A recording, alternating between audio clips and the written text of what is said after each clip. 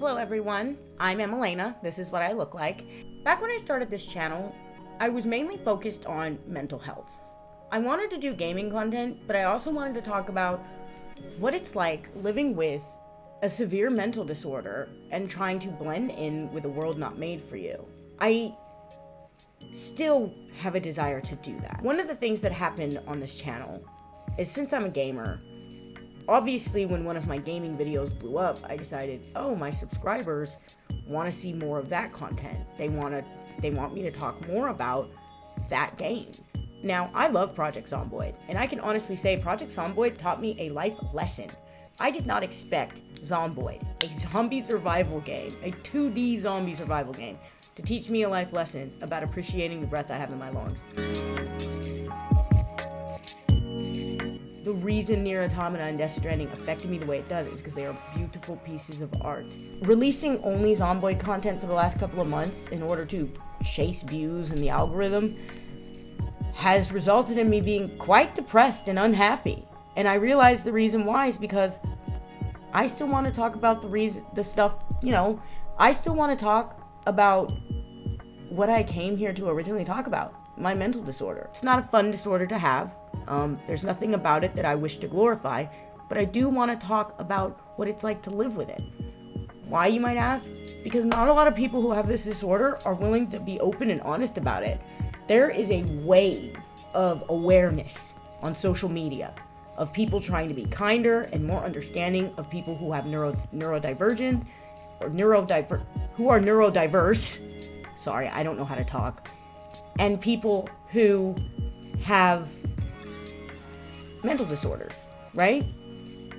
But schizophrenia is still not accepted. Schizophrenia is still looked at like, if you have schizophrenia, they think you're gonna stab them. But schizophrenia, schizoaffective disorder, first of all, nobody even knows what schizoaffective disorder is. Not even some doctors do. And schizophrenia, well, you're still looked at like a plague if you have it. And so I wanted to be more open about it, and so that other people suffering could hear that and go, hey, I'm not a monster. I had a doctor once tell me that he thought I was too smart to have my disorder, that I didn't mix up my sentences and I wasn't outside talking to trash cans, so I couldn't have this disorder, even though I've been diagnosed by several doctors before him.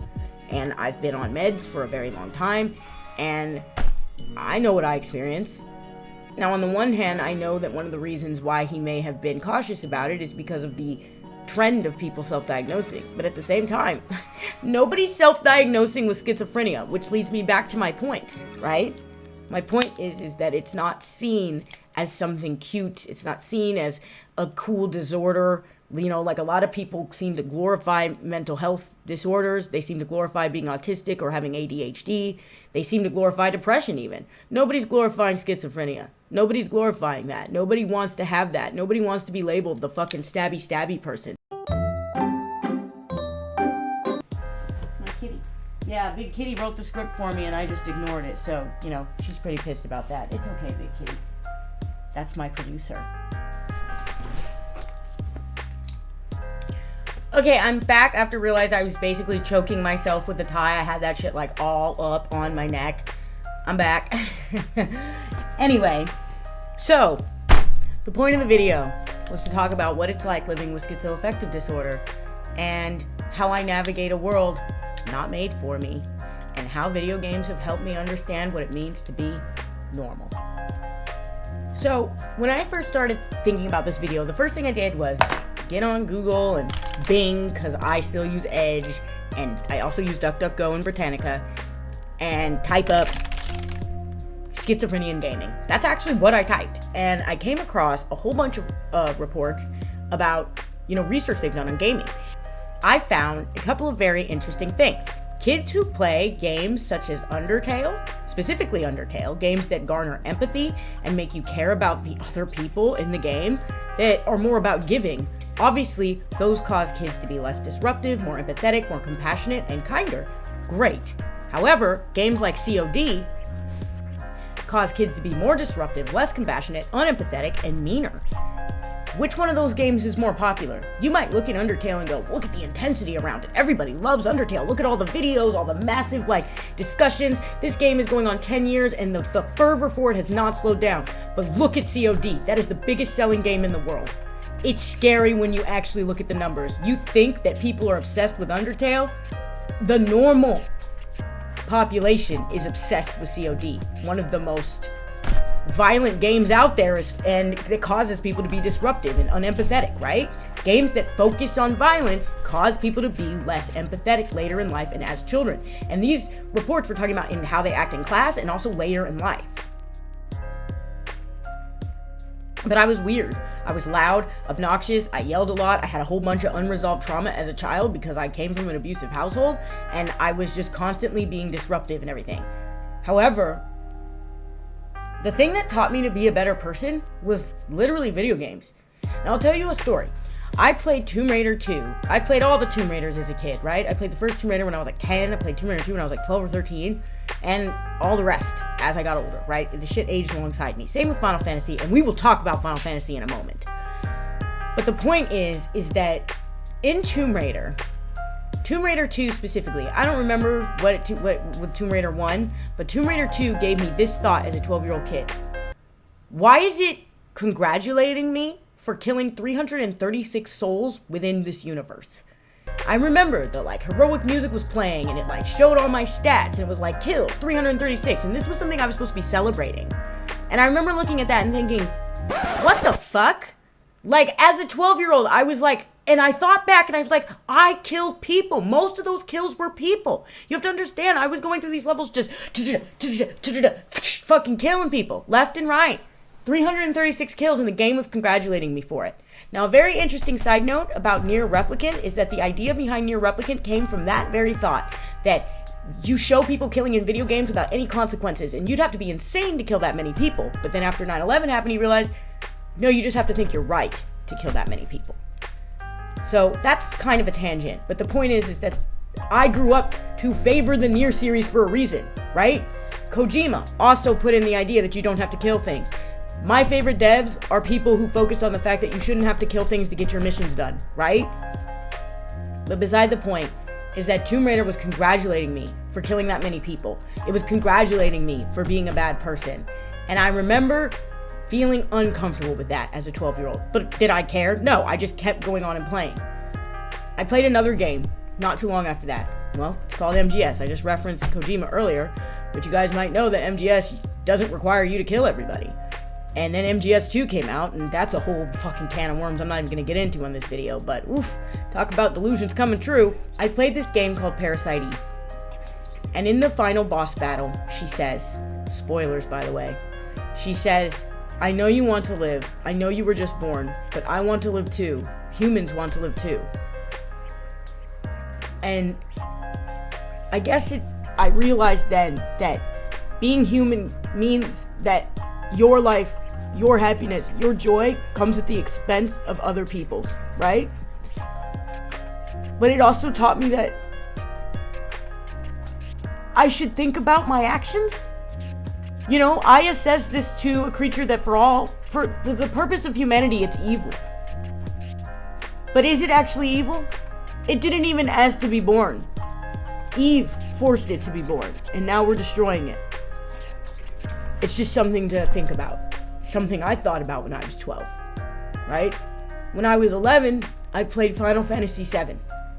Final Fantasy VII literally taught me to care about the environment. It literally taught me that what we're doing as humans to the earth matters, and we should stop. We should regulate what we're doing. The irony of now Final Fantasy VII being a cash grab that is just re-invoking capitalism, the very capitalism that it was critiquing, the very system that it critiqued, it's now part of it. That's sad. When I was 15, there was a game called Silent Hill 2. And at the time, my grandparents were both dying of cancer. If you know the story of Silent Hill 2, then you'll understand when I tell you that it helped me become okay with dealing with sickness in my house. It taught me that I didn't want to be James. I wanted to be a good person. I wanted to be who James pretended he was. We'll fast forward a little bit. In 2020, I was suffering one of the worst mental health breakdowns I've ever had in my life. Partially thanks to COVID, but partially thanks to like the stresses of living and everything else, right? I was not a pleasant person to be around, not for my boyfriend, not for my roommates, not for anybody. I was very unhappy, very unstable, and I needed help. Fortunately for me, I did end up getting the help, but it was a horrible era to live in. And then I played Zero Dawn Horizon. And I thought, okay, if they make games like this, it can't be too bad, right? Then I played Death Stranding. And it taught me that isolating myself was not the answer. It taught me that reaching out to other people and not suffering alone is the meaning of life, damn near. Because we're all going to be suffering, so why do it alone? And then I played Nier Automata, and it taught me the same thing. That you're not weird because you're different. You're just different. You're still a person. And looking at how many the androids and the machines in that game acted so different from like human beings, it made me realize that's me. Because I don't understand the things that other humans understand. That I don't see the world in the same way that other humans see it. And that's okay. That's okay. So that's my experience with games. And how they taught me to be a better person. How they taught me to be more normal. As you can see, video games were very valuable to me to learn how to live, how to be normal, how to live in such a confusing world. Video games gave me the building blocks for understanding other human beings' complexity and seeing like why they say and do the things they do. Now, plenty of books and movies also helped, as I said, but video games truly helped me understand other people. MGS taught me what fucking actual friendships look like, okay? Parasite Eve taught me to look at the other side of a situation with that one line. It taught me that. Final Fantasy VII made me look at the planet and say, this is the only planet we have, and we're sharing it with each other, but other animals and species as well. We should be kind to it because it has provided so much for us. These are experiences that I'm sure non-schizophrenic people have had. I mean, I could show you paragraphs written by people who played Nier Automata, who played Death Stranding, who played the original Final Fantasy VII, Silent Hill. All these games that I mentioned, and more that I didn't mention, taught non-schizophrenic people very valuable lessons, I'm sure. But the difference between me and them was that I didn't even know I needed these lessons. I was operating on a completely different frequency from most of my peers, and I was an annoying kid to be around. Between me talking to myself, yelling and screaming, and having like all these weird breakdowns and fits, not understanding normal things. Imagine telling a joke and only one person in the group just doesn't get it, and everybody just stares at that person like, what the hell? That was me, right? There were times when I went along with bullshit I shouldn't have went along with because I was too stupid or ignorant to really question things. I didn't know what being a normal kid meant. And something about video games just broke me out of that and made me realize, like, I can build my own life. In the same way a dev creates this world, this video game world for me to enjoy, I can create my own world for me to enjoy. And that's how I became a writer, honestly, but I also mean the real world, not just the fake worlds that I create in my stories, but the real world. I have this old video where I rant about being schizoaffective. And I rant about what it's like living in this world and how difficult it is for me to adjust. Video games have taught me that overcoming this stuff is worth it. There have been games where I just felt beat down. I felt useless. I felt like I'd never get it. And then when I finally overcame the challenge, I realized it's possible. It's possible for me to overcome this challenge, and it's possible for me to overcome the things in the real world, or at the very least be okay with them, and understand that I can't fix everything. I can complain, but what's it gonna do? I can't stop wars, I can't stop violence, I can't stop some of the worst atrocities that occur every second of every day. But what I can do is try to be better to myself and those around me. One of the biggest problems that I have as someone with my disorder, and this is pretty common with a lot of people who have schizophrenia or schizoaffective disorder, is isolating myself. Feeling that I am a burden on the world, I'm a burden on the others, and that my symptoms and behaviors during psychosis and also outside of it are just not okay, and that basically I should not exist. I've never done anything super egregious in my life. Nothing that I couldn't forgive myself for, or that even the person I hurt could forgive me before. And I've been forgiven by many people, and I've had to forgive many people. It's not like apologies haven't been done, but for some reason I torture myself with this guilt. And a lot of it has to do with trauma, but also a lot of it has to do with knowing that I have a disorder, therefore I'm probably the one who caused the problems, or I probably make the problems worse. Maybe I'm the bad one. Maybe my symptoms and my disorder and the way I act and look and talk is what made people dislike me. Maybe I deserved any abuse that was thrown at me. This cycle goes on and on and on. Because of the isolation, I have obsessed over media my whole life. I've basically made friends with video game characters, movie characters, book characters, whoever. Anybody but reality. Everything. And this is where video games and books and media come into play when I talk about being a schizophrenic gamer and what that does for me. I don't know if you guys have met 9S and Doppio, but they're like my stream buddies, and they're right here while I do this, and I figured I'd show them to you guys. Also, John Wick's here too. So this video is probably going to go on longer than I expected, but I'm kind of covering all the bases. So I figured I would probably do this in a different video, but I decided to put it in the same one because I wanted to explain what psychosis is. It is the main feature of schizophrenia, so I figured I would go into an explanation. First, I'll go ahead and include a formal definition right here.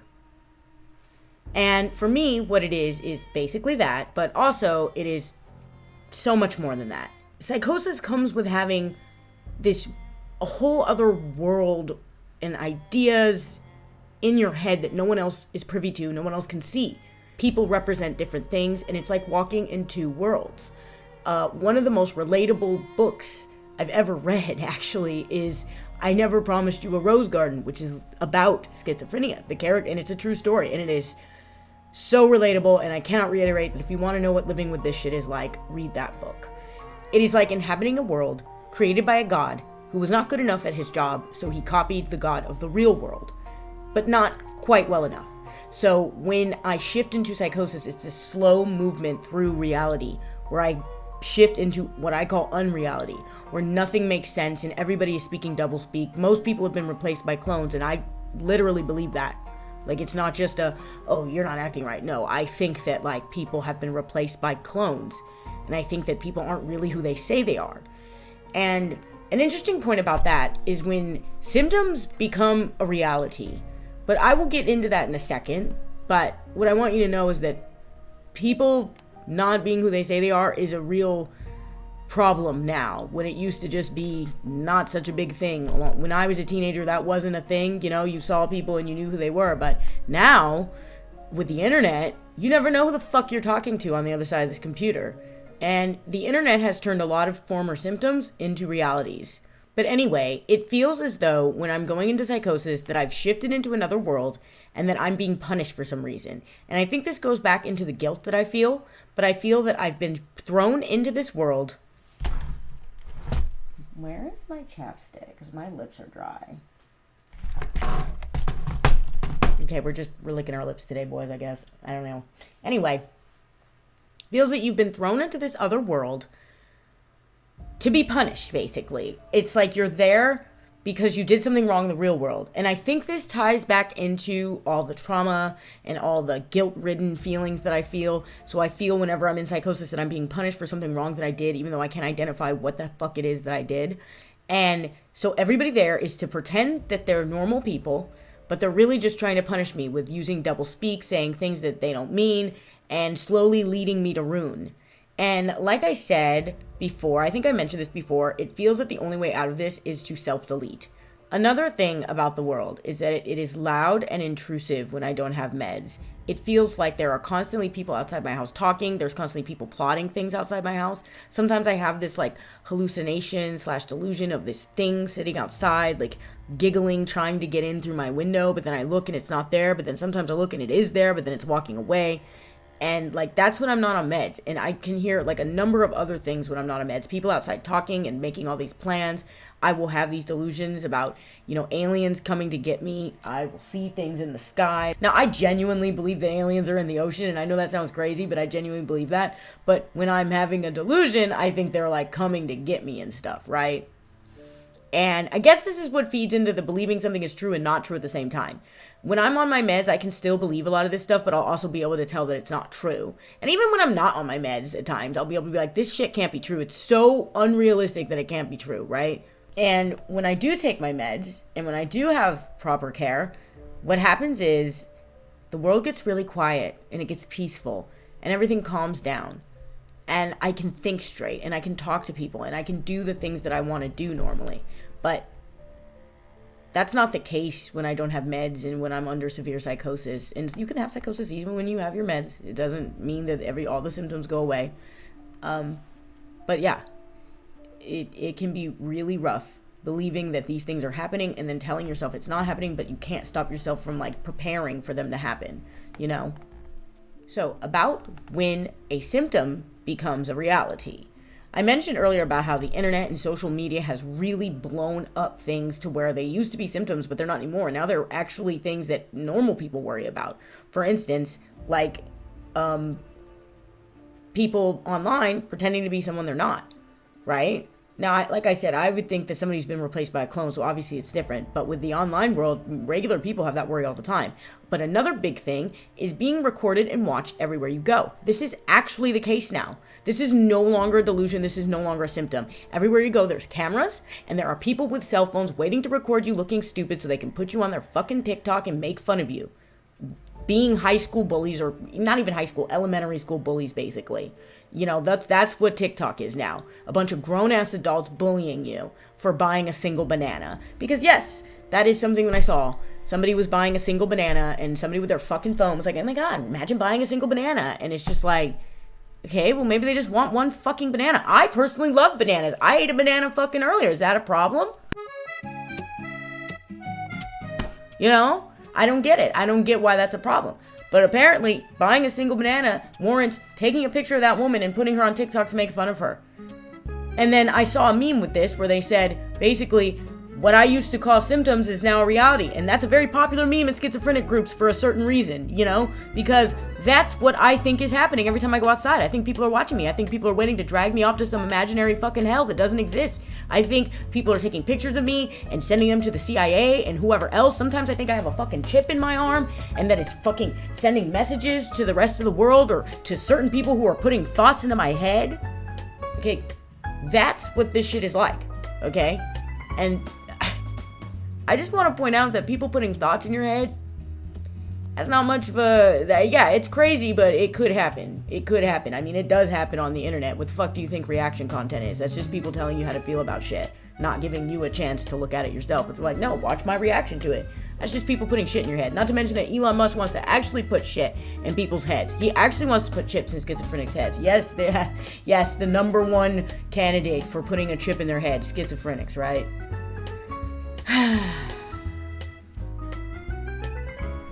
Well, I think that's about it. This has been kind of an insane rant, but I did say this is a rant about being certifiably insane. Part 2. You can watch part 1. It's way back in my history. It's really rough. It's back when I was not so great at editing and I was making videos for like basically one person. But there is a rant back there and also a couple of videos about psychosis if you want to watch them. Like I said, my content is pivoting back into talking about mental health for the time being. Of course, there will still be streams and gaming content, and I will still be posting Project Zomboid content here and there. Thanks for supporting me. If you're new here, like and subscribe. I'm supposed to be asking people to do that, even though I never do. And if you've been here for a while, thanks for being here. And thanks for watching. You guys have a great day. Or night. Or midday. Have a good afternoon. Have a good 24-hour cycle. How about that?